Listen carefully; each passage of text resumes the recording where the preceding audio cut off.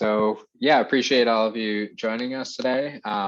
This is a combination webinar with both the Startup Grind Boston community and the Prepare for VC community coming together as the Startup Oasis. We also partner with the Boston New Technology Group, who helps us promote and collaborate on all our events as well. And yeah, so really excited to host this webinar on crafting the perfect minimal viable product, the MVP. Super important topic for entrepreneurs at every stage. You know, whether you're coming in to craft your first version of your technology, or you're looking to improve an existing technology and test out new features. So yeah, just to give a quick background and intro on both organizations. Prepare for VC started as a startup support, consulting, and advisory company. It's transformed into accelerator, startup community, and really a place that you can turn to figure out where to go next in your startup journey, what resources to connect with, and who to get involved and learn from in your entrepreneurial pathway. And Startup Grind itself started out Silicon Valley. It's got to be close to 15 years ago now, and it's transformed into 500 different chapters around the world, all hosting different events and promoting entrepreneurship to the local communities, learning from experts, entrepreneurs, and other speakers we bring in to enhance the entrepreneurial ecosystems. So yeah, really excited to have everyone involved here. Want to welcome all of you to introduce yourselves in the chat, share a little bit about the startups or companies you're working with, get to know each other, and we can also use that for any questions along the way. And yeah, with that, definitely want to hand it over to Carlos and Alejandra, talk about to introduce Globalis and kick off the workshop today. Great to have both of you here. Thank you very much, Jason. Thank you, Jason. Hi, everyone. Hi, everyone. I will share my screen. I am sharing right now. I don't know. It's okay. Okay, thank you, Ale. So, hello, everyone. It's a real pleasure to be here. Thank you, Prepare for VC, and especially Jason for inviting us to this virtual space. Thank you, all of you, for being here. Today, I'm gonna talk about MVP process and share with you some tips and guidance about it. About how the story starts. Normally, with a new idea, you come up with a brilliant idea for a new app or digital product. But how to make it happen? This is the question here. So, well, you should let ideas turn into a promising MVP, especially if you are worried about saving time, effort, and of course, money. In other words, if you want to succeed with minimal cost and risk, you should consider starting with the launching of an MVP. But I'm afraid it's not a piece of cake. There are a lot of things you have to deal with when you build an MVP software product. Today, I will share with you a big picture of the complete process based on 20 years of experience building software products. But to start, who am I? My name is Carlos Quiroga. I am an entrepreneur by nature and passionate about technology and programming. I am the CEO of Globalis, a software company based in Argentina that have different types of companies and startups with innovative end-to-end services. We help non-technical entrepreneurs and small companies to speed up and do much more efficient in building their MVP. So before starting, I'd like to know your expectation in terms of this presentation. How Jason said, who is attending today. So you are more than welcome to write about yourself and what you are looking to of this presentation in the Zoom chat. Please go ahead. While I'm speaking, I will read the chat in a second. But to start, if you think of in terms of MVP, This presentation could be an MVP, and to be successful, I will have to achieve the expectation of all of you. So I have to make some assumption at the beginning. For example, I could assume that among us, there are different interests, but all of you have a common one, that is MVPs. I guess you could be an entrepreneur with an idea in mind. You could be an entrepreneur who is starting an MVP and you want to be sure about the building path. Or maybe an investor who wants to explore and understand better the MVP process. So I made this presentation without knowing exactly what you want. I will propose some topics that I felt could be valuable for you. And I will deliver this first version, and then with your feedback, I would adjust some things, take others out because it doesn't add value. Therefore, the next similar presentation could be better. And this is the concept around MVP, but with something more complex to be built.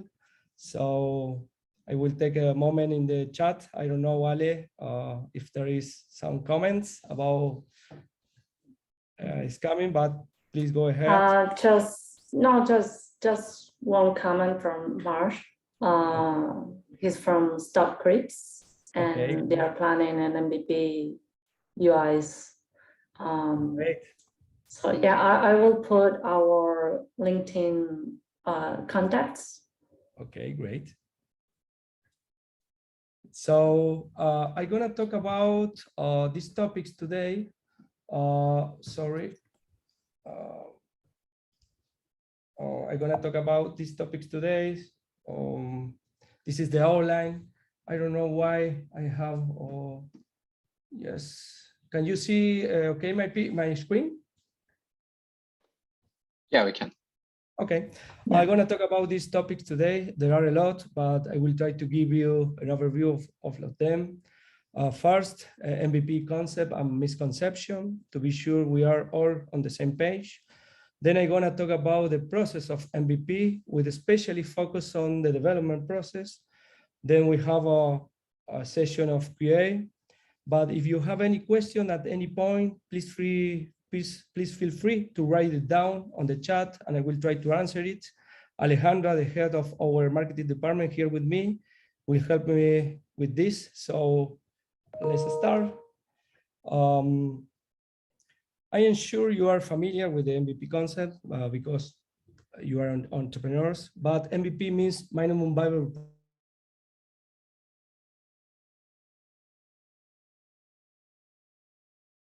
account the step-by-step product evolution, keeping in mind user feedback. Basically, it's a software product built with core features to be validated in the market by early adopters. So the MVP concept in terms of software solution is an iterative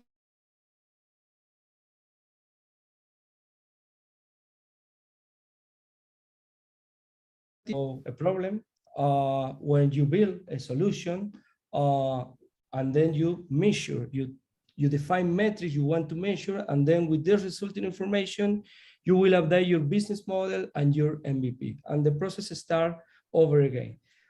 But let's talk about advantages. I'm gonna bring some advantages here, some of them. The first one is save money. With MVP, you take a shorter path, you receive valuable feedback that enables you adapt your product and idea. Perhaps you even leave away your product idea to avoid wasting time and money. I mean, negative results are also useful results because you can pivot your idea and go back to the drawing board and begin with the whole process again. Allow us to prioritize the most important features.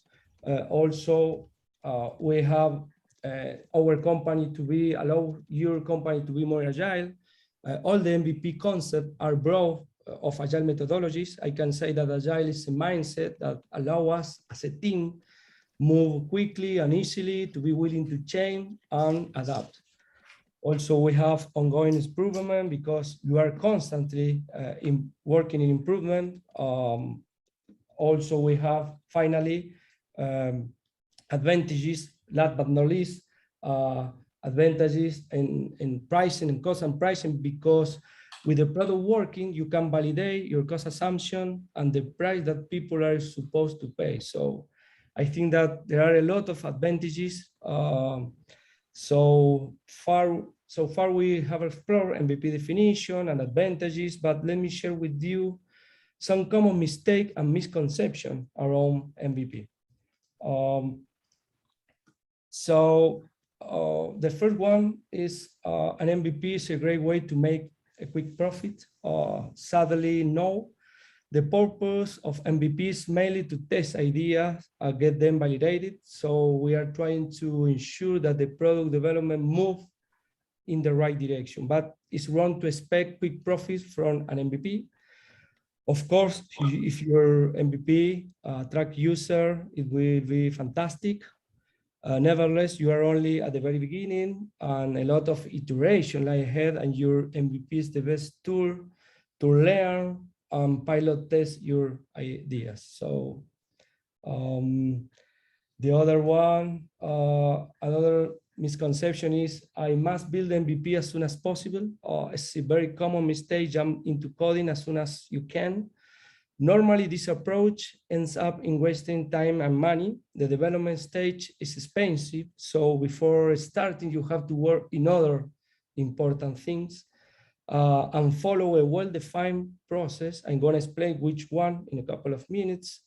Another one is I need to build the best and most complete version of my technology solution.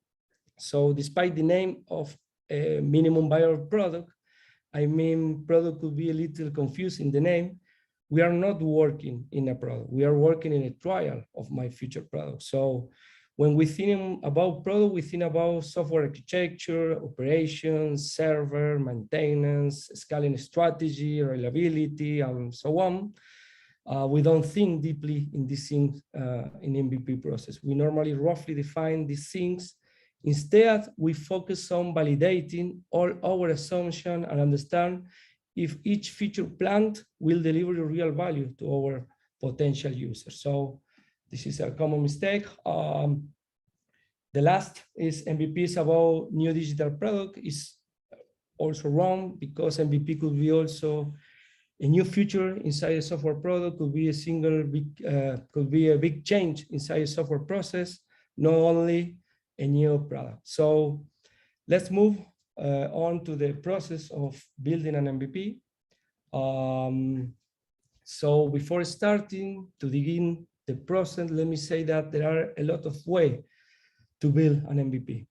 There are different approaches. I mean, it's important to fit the MVP process to different scenarios.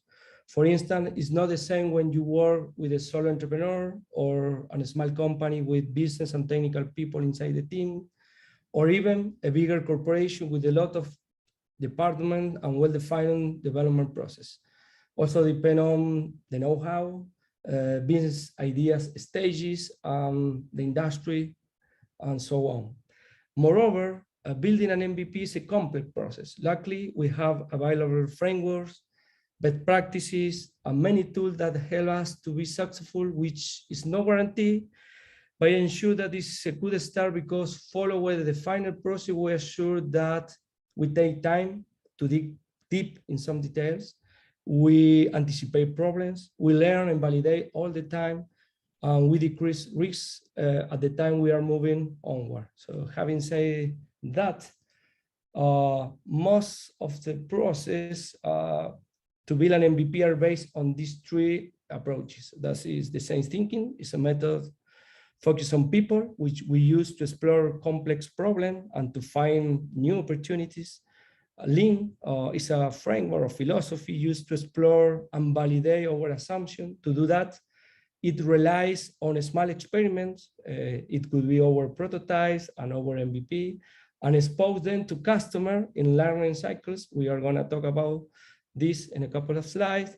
And Agile, this is basically a framework to be used in the development process. So we are going to talk about Scrum in a couple of slides ahead too. So in this presentation, I'm going to explore discovery approach, because I think it's a great approach for building MVPs.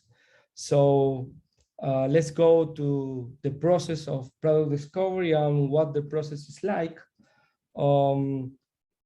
So here, Fred Brooks, IBM's famous engineer, said, the hardest single part of building a software system is deciding precisely what to build. I couldn't agree more with this quote, because product discovery helps us to figure out, and is centered around the problem space instead of chasing a future solution. So we work in this way, not in this way. So product discovery is based on people interaction and teamwork. The premise is we design together.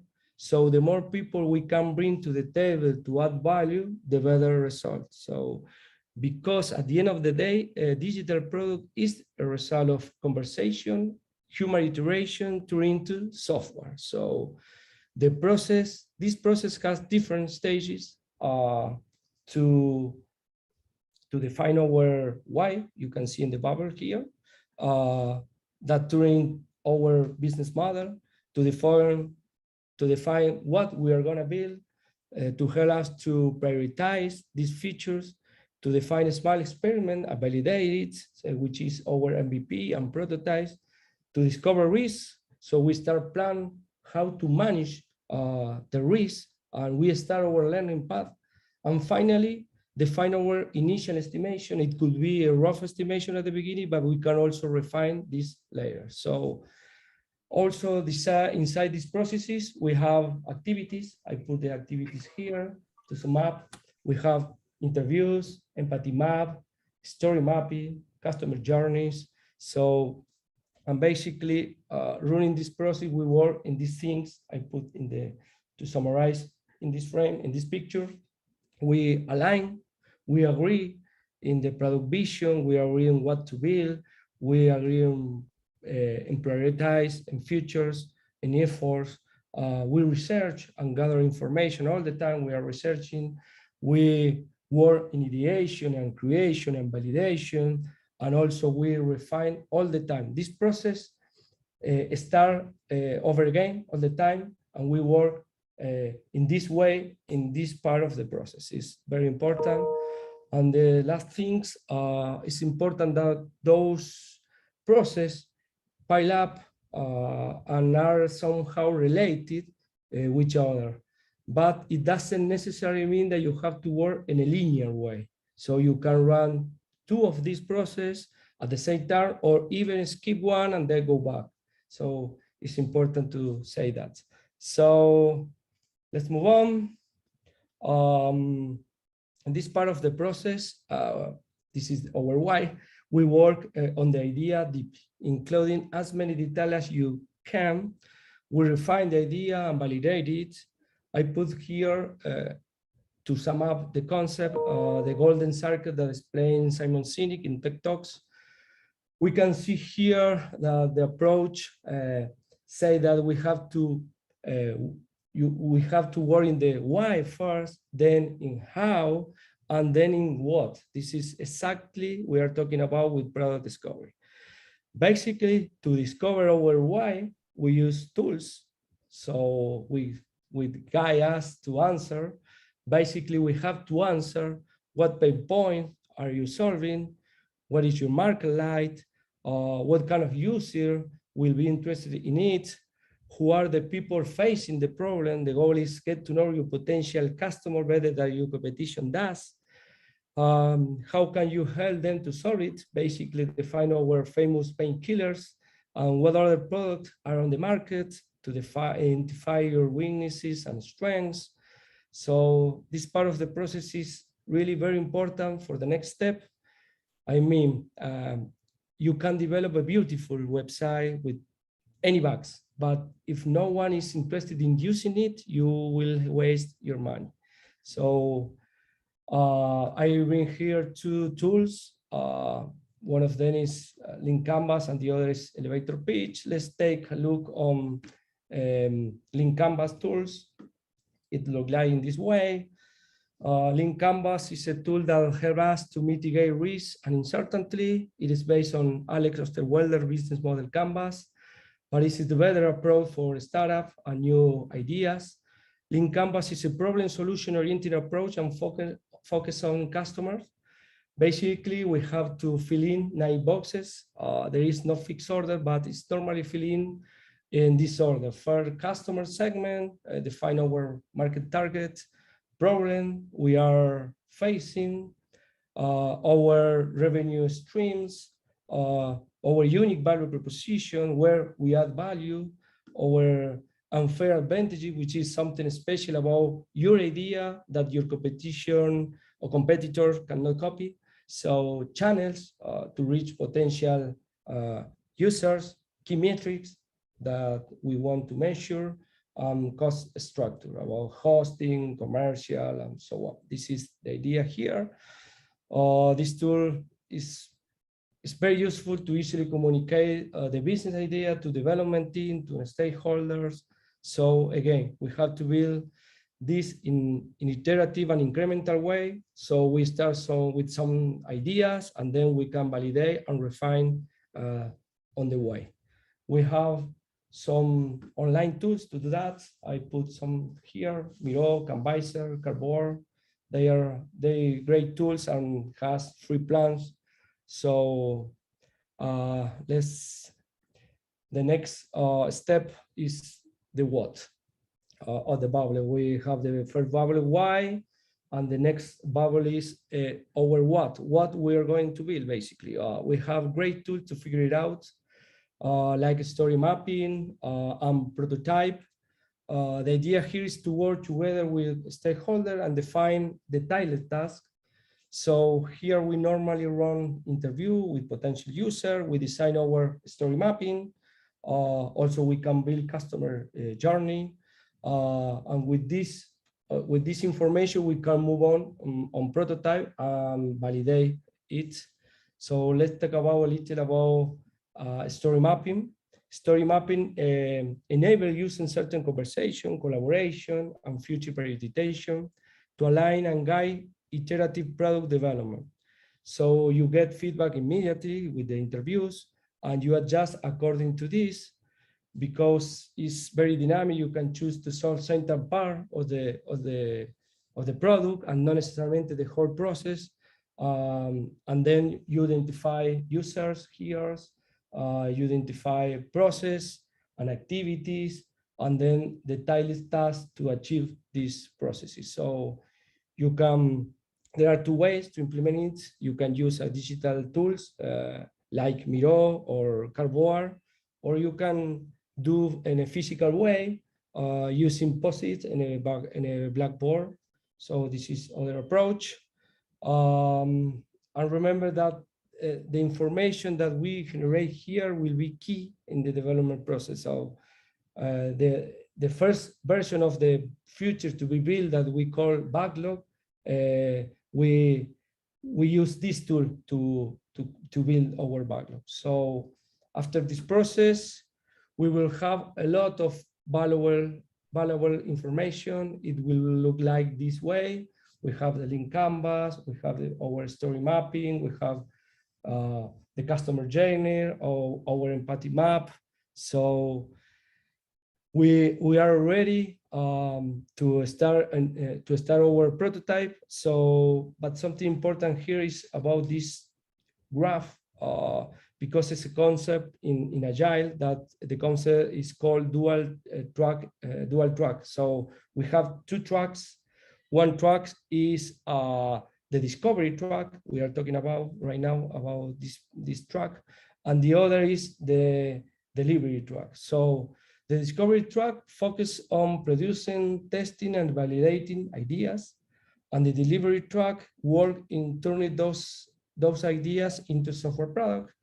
And dual track in Agile enables product team to work on research and product development at the same time. This is very important concept because when we build software, we are constantly discovering things and delivering and building the software at the same time, not like 2 separate processes. So let's move on to the prioritization. In this step, we have already agreed on the why, the what. We have some detailed tasks. So we need to work on prioritization.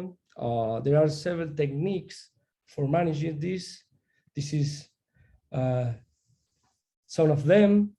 Let's talk about the first one is Moscow. I choose that because it's simple. It's an acronym that stands for 4 categories of initiative. We have the must-have initiative. The must-have are non-negotiable needs for your product, so you need to be included in the release. If you are unsure whether an item belongs here, ask yourself what happens if this initiative is not included here, or will this product work without it? So then we have the should have initiative. The should have are important requirement, but not vital. Basically, you should have add value, but we don't focus now, but we could schedule them for the future release. Then we have our could have. They would have a small impact on the product if we left out. These are the could have. And the last, we have the will not have. These initiatives are not priority at this time, so we take note about them just in case we change our mind in the future. So a couple of rules of thumbs.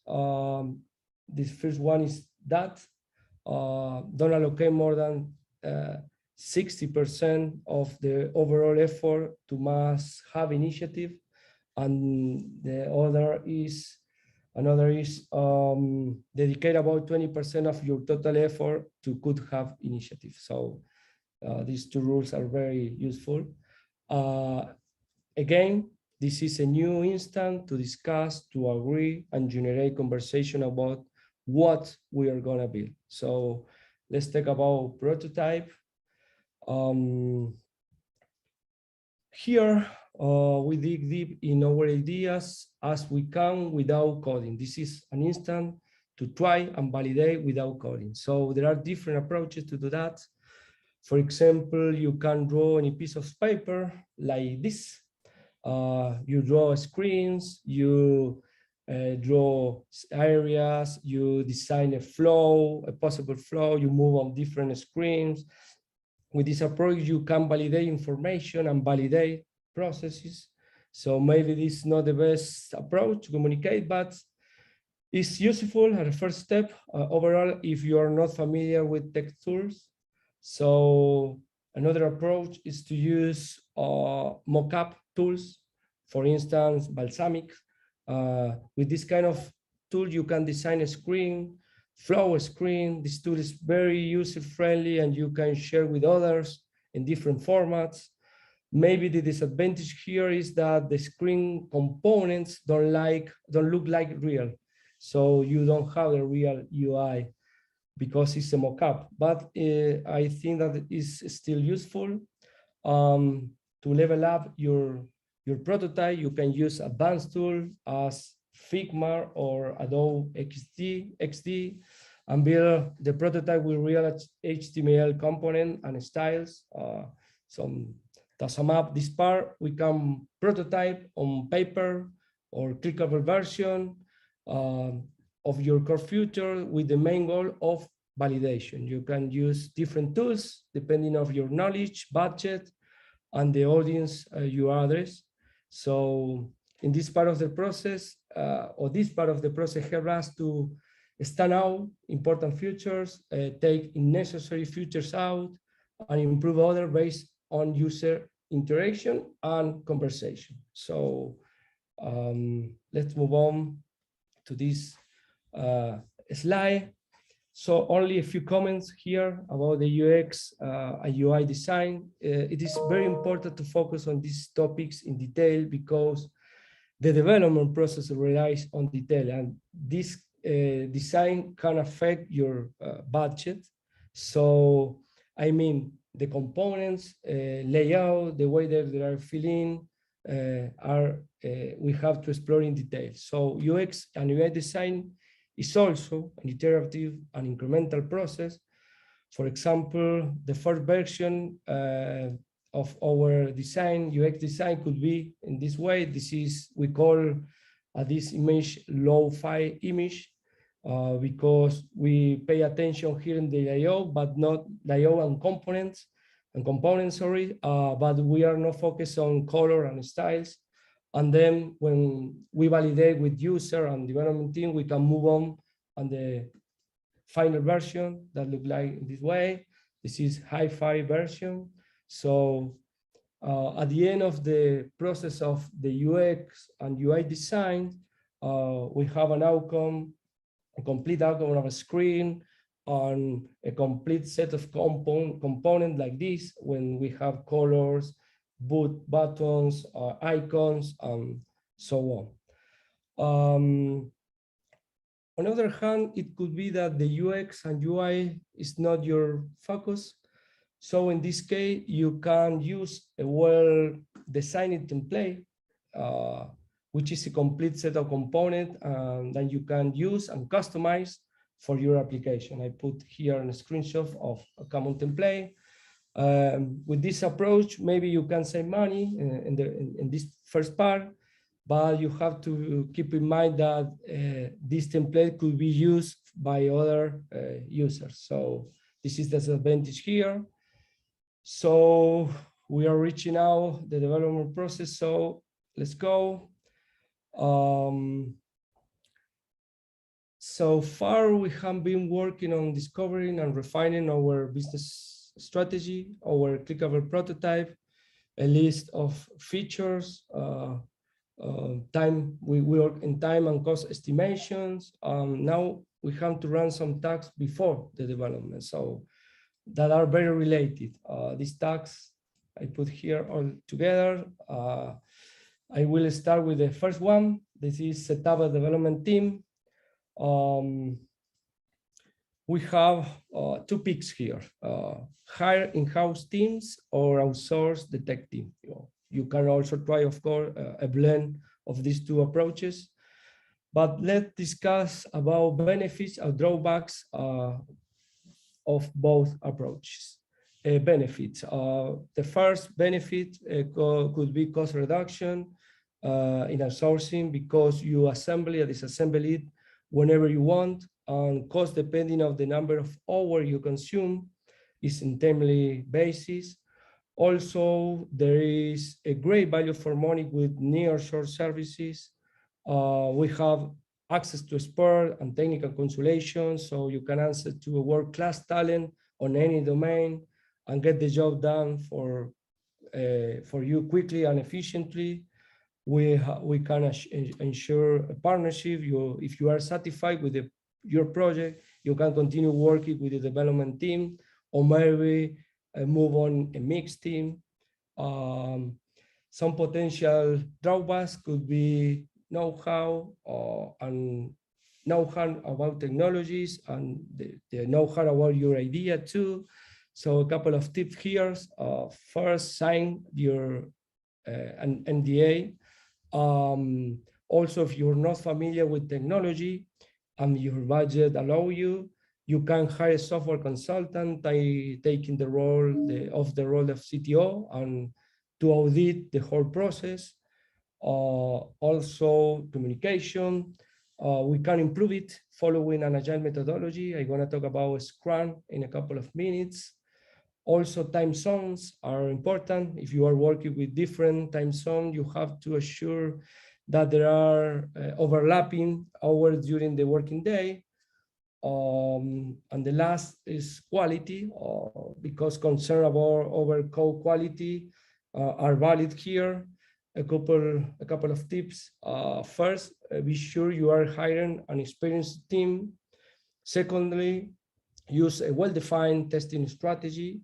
We are talking about testing strategy. And finally, despite the team member could change along the time, try to keep the same team as much as possible. So we have great experiences as a provider. I really think that outsourcing your MVP development could prove to be a smart move. But let's move on to the other topics. This could be a team composition.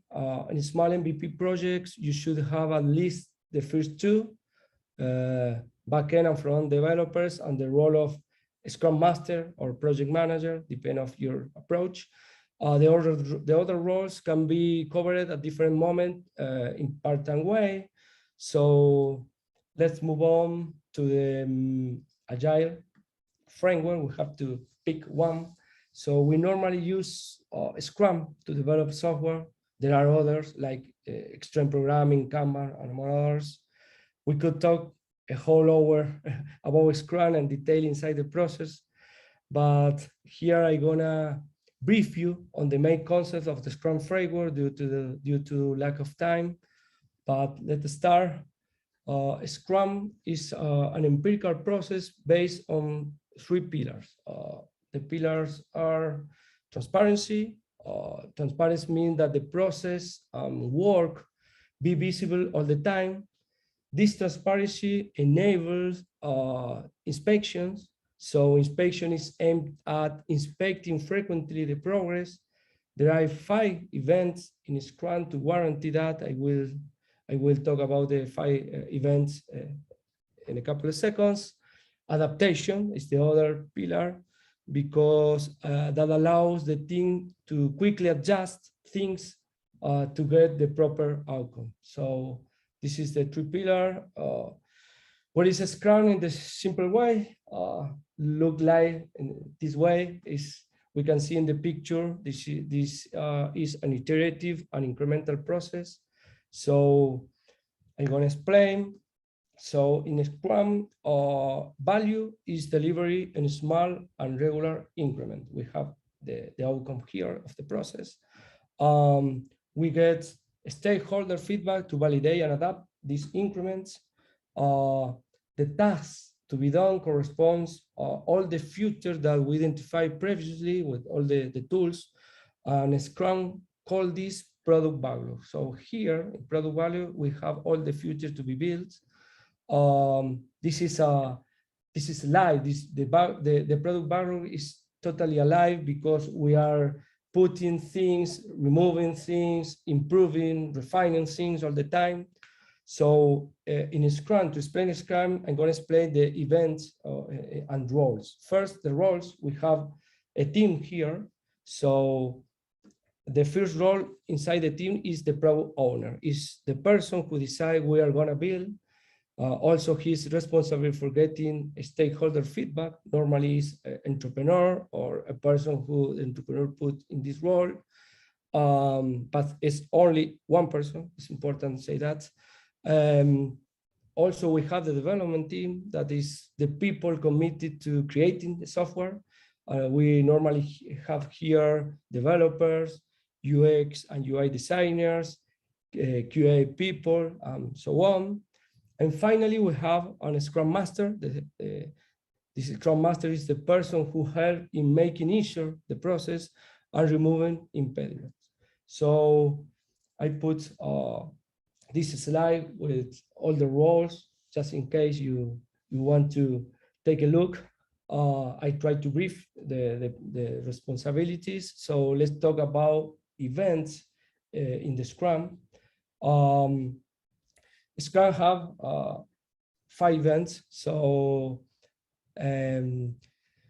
has 5 events. So we have sprints. This is the sprint, the process here. I will put my mouse. So sprint are the heartbeat of the Scrum. A sprint is a time box of 1 month or less where the team work to achieve the product goal.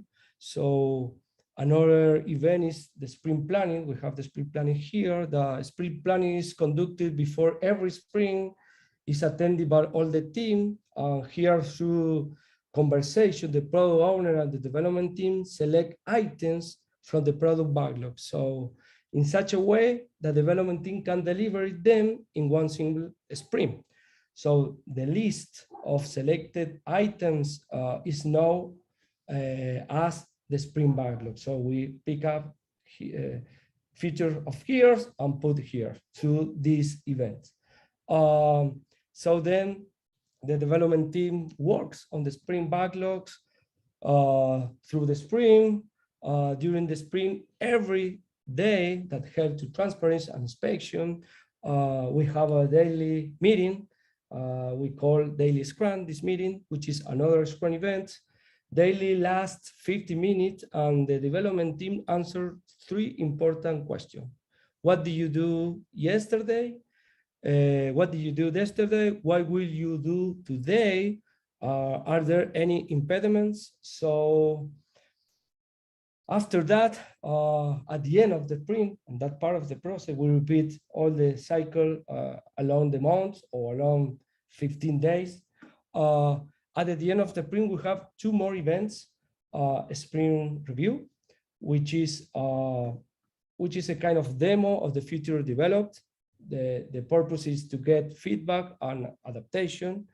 And finally, we have other important event that is a sprint retrospective, where the team discuss on what went well, what went bad, and what could be improved. The goal is to improve the sprint, which will be held in the future. So I only gave you a short explanation about the process because the time, but I think you can understand the idea. I put here the events, just in case you want to take a look about the complete goals and considerations.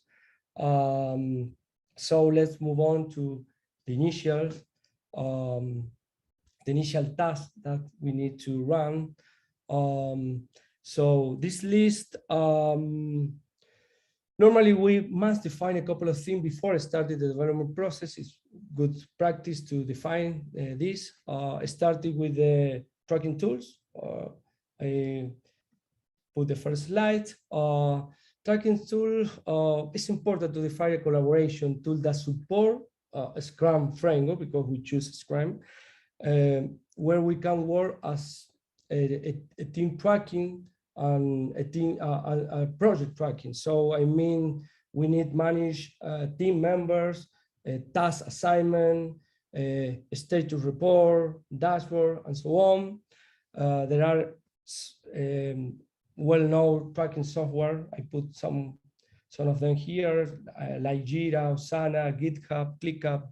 So the good news is most of them have free plans to get started. So here's a screenshot of Jira, that when we have a backlog, sprints, we can choose, this is our backlog, we can choose tasks and put in a sprint. So it's a good tool to move onward. So let's move on to the next slide. It's software architecture. In the MVP, we don't focus so much in architecture, but we need to define our first approach of this. We also need to define a database and development stack according to the kind of software we are building. But what exactly architecture is, I'm going to explain that.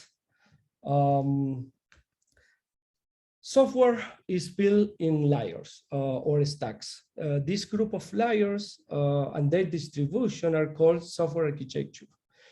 In the picture, we can see a typical distribution of layer. We have first the presentation layer, then we have application layer, and lastly, we have data layer. Also, our software could interact with other applications or services, and we normally call this part a service layer. Let's begin in this concept. So the first version, in a conceptual way, we divide into front end and back end. So the front end presents user interface to people using the product.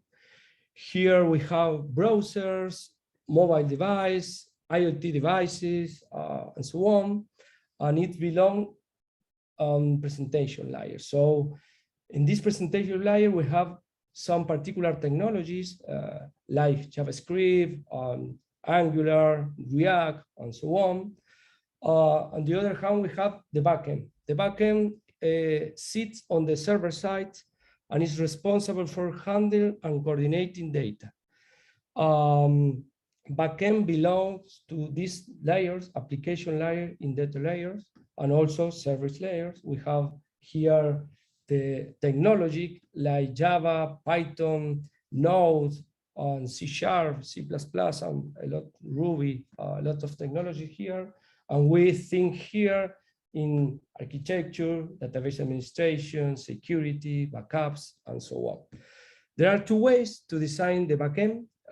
It could be a single big program, one program managing all the tasks called monolithic architecture, or could be of a small and specialized program, a bunch of these programs called microservices. Normally, MVP start with monolithic architecture, so it's a good approach to start.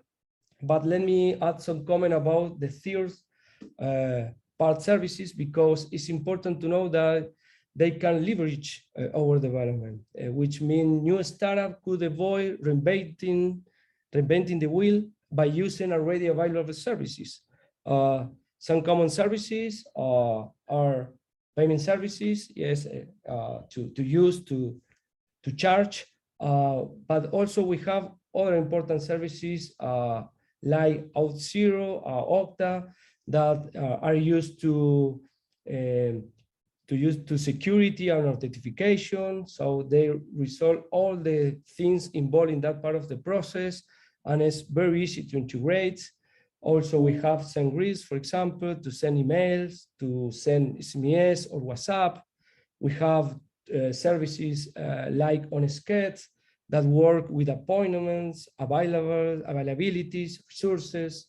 I think there are a lot of free services that we have to leverage our MVP. So they are free up to a limited, but normally it's enough for our MVP. So I think it's very important to use. To sum up this part, we have to define here with the team, the architecture, monolithic, for example, and the tech stack.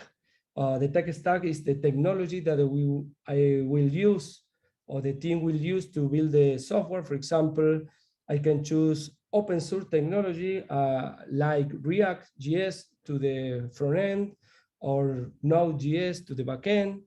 And also we choose an open source database. It could be, for example, Postgres or MySQL. So also we can identify, or we could use any API or services to leverage our development. So we had to study a couple of them. So with this task, we are ready to start.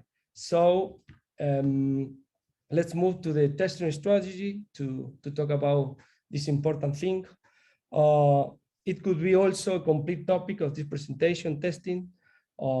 Testing is oriented to define quality standards, implement checks, and ensure that the MVP meets this standard. So we can divide two big categories, automatic testing and manual testing. And then we can divide in two big categories, functional testing and non-functional testing. In MVP development, we normally implement these two, unit testing and integration testing, in automatically way, using libraries and software tools. To explain a little about this, unit testing is the validation and verification of one component or process written by the developer, but how I said is in an automatic way. For example, in a login process, the unit test automatically will check that the process managed properly. User enter valid login and password when the user enter an invalid login or password, and when the user skip some of this part and click in the button of login. And then the integration testing is a kind of testing when individual processes are combined and test as a group. So we have tools to do that in automatic way. So I think it's a good approach to define this strategy before starting the development process. So let's move on with a couple of more repository. Another thing that development team must decide is where we'll put the code. So there are several repositories like GitHub, GitLab, and many others. So repository could be implemented in a cloud base on-premise servers. We normally use cloud base. All of them have great features. They support full collaboration around the code. It's important because it's like a social network, but in code, implementing pipeline of operation, testing automation, and so on. Also, we can use to backtracking to support branches, which are different versions of your product. So I think this is a good start defining which one. Then other great approach is this DevOps, because Agile, DevOps fully support the Agile concept, the concept of quickly delivery. DevOps is development plus operations. Basically, with DevOps, we automate the process of publishing your solution in a server environment. It could be a test, a production environment. We have several tools to implement DevOps. They could be cloud-based or on-premise servers. For example, Jenkins, Octopus, and many others. There are two important concepts that I put here in this graph. The first one is continuous integration. Here, the developer upload, we said commit in development process, commit their code on a short period of time, 1 or 2 days, and each commit trigger an automated workflow on the server. So with these automated services, we can run testing, for example, and interrupt and warning to the development team when something goes wrong. This is very important to define and to implement before start the development process. So then we have continued development. Is everything is okay? The process automatically publish the solution in a server. It could be testing a producer environment. So in the last picture, I tried to put a typical pipeline of the DevOps when we build, test, deploy, and put the solution in the server, and also we measure and validate it. So the last a couple of seconds only, we have to define the server, implement where is the server. We have two approaches here on cloud basis or on premises services. Most of the case, we work with cloud-based approach. Exists a lot of great companies that offer this kind of services like Amazon, Google, and Microsoft. So the important thing is we have, with these services, we could implement our services, gain flexibility or agility, and also are very flexible in terms of price because you pay per use. So inside these services, we have different kind of implementation that when we can down our cost. So it's very important to analyze and to decide where or which one will be our approach in relation of that. So thank you very much for your time, for listening to me. So we have the QA session. So go ahead, please. Yeah, great job, great presentation. We had some questions come in the chat, but I guess, yeah, I'll see if they want to ask them directly on stage here. I know there was a couple from Marsh and yeah, a few others. If anybody, Marsh, did you want to unmic and ask, or should we go through the chat here? Yes, please. Thank you for your patience and for staying here until the end. This is Marsh. I had a question about when I was doing my user stories, I basically was just doing like a Google Docs, you know, like when user does this, this happens. And is there a better tool? Because it looks like that you had more of a graphical tool in your PowerPoint. So a software tool for user store mapping? Yes. Yes, we use two of them. You can use Miro. I don't know how you're familiar with these tools. I can share a link here. Thank you. These have free plans, so it's a great tool that have templates to run the link canvas. So also other templates, but it's a great tool. I will share with you the links. A couple of seconds. Here you are. This is a great tool because they provide you templates and some ideas to start. So you don't start from scratch. You use some well-known template to an example to build the link canvas, or also the story mapping activity. I appreciate that, because you get through it and you think, what am I forgetting? You know? I put the Yeah, link in the, Oh yeah, they got to sign in. Now they have to get the automation. This is the right email, or yes, oh yeah, I yes, forgot about that. yes. Oh, Okay. yes. Perfect.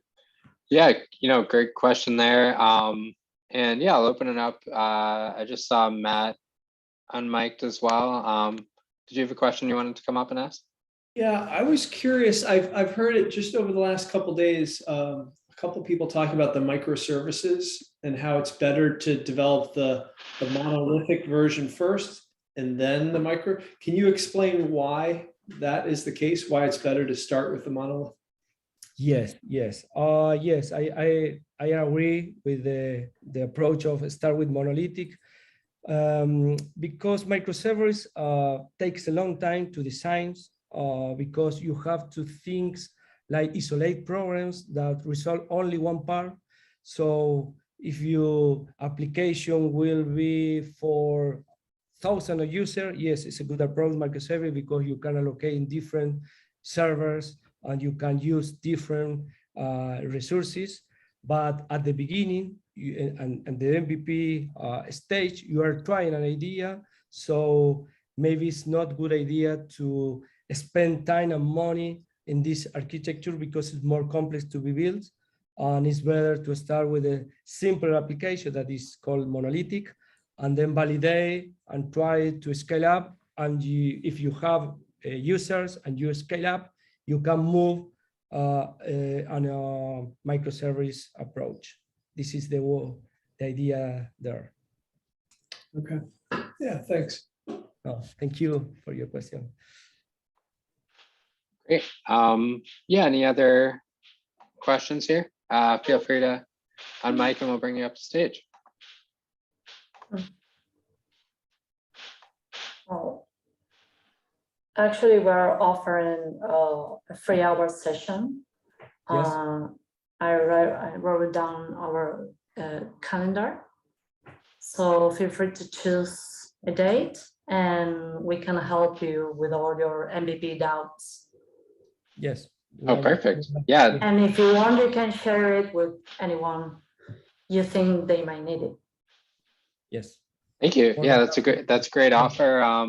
Yeah, so yeah, we'll follow up with the recording, the slides, and the offer on the Calendly link for everybody that came out today. And yeah, really looks like Marsh already booked an appointment with you. So Okay. there you go. Great, March. Yeah. No, I appreciate everybody coming out today. Yeah, great presentation, and yeah, appreciate all of your insights for our community. Great. Thank you very much, all of you. And thank you, Jason, for the space. We are in touch. Thank you. Thank you for the opportunity. Yeah, thank you. Have a great day. Thanks again, everyone. Have a great day. Bye. Bye now.